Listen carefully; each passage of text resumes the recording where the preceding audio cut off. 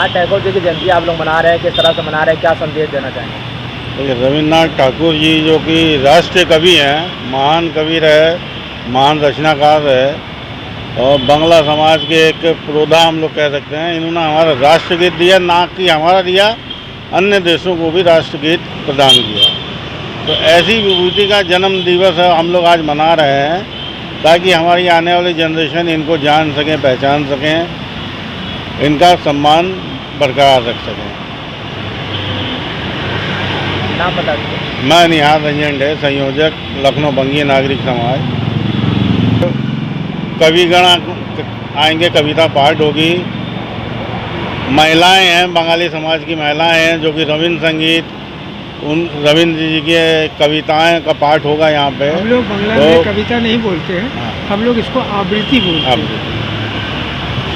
क्योंकि चैनल हिंदी है इसलिए बताना पड़ रहा है कविता में। रविन्द्र संगीत और सब चीज़ें हम लोग करने के बाद शाम के समय दीपदान हम लोग करके कार्यक्रम का समापन करेंगे पुष्पांजलि अर्पित करके।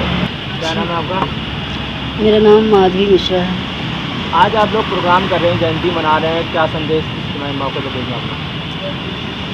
देखिए, हम तो संदेश यही देना चाहेंगे कि हम जनगण मन तो रटे हुए हैं, लेकिन जनगण मन के अधिष्ठाता जिसने इसका निर्माण किया उनको हम लोग जो है नहीं महत्व दे पा रहे हैं। उनके बारे में हमारा न्यू जनरेशन नहीं समझ पा रहा है।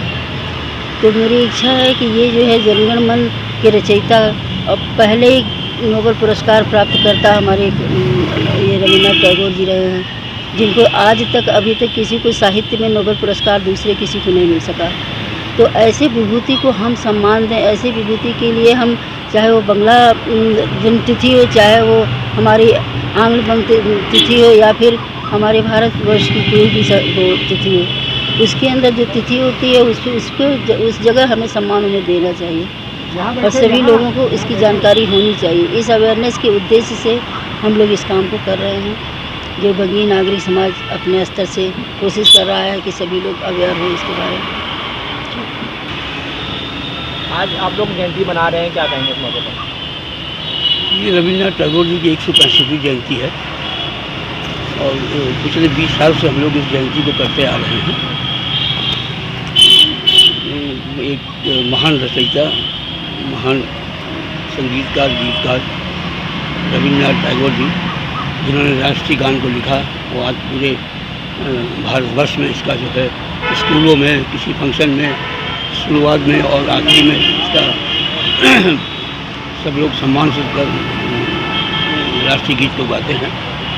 इससे बड़ी बात हम लोग के लिए और कोई नहीं हो सकती है। धन्यवाद।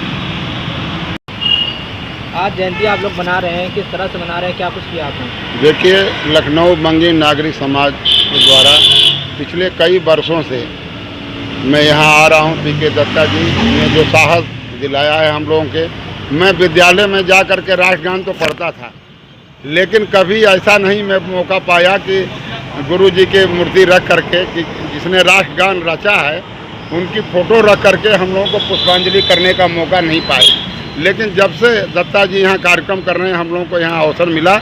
और मैं इस अवसर पर आज ये चाहता हूँ कि जहाँ भी राष्ट्रगान होता है, बच्चों को कम से कम 7 मई को आज जैसे है तो उनके उस पर जो है, और 7 अगस्त को जो है फ़ोटो रख करके राष्ट्रगान जब बच्चे करें तो वहाँ पर पुष्पांजलि करें। इतना तो होना ही चाहिए।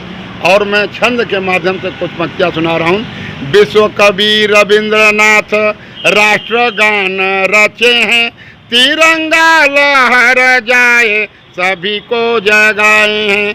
जन गण मन से ही राष्ट्रगान शुरू होता, गंगा यमुना की धारा इसी में बहाए हैं।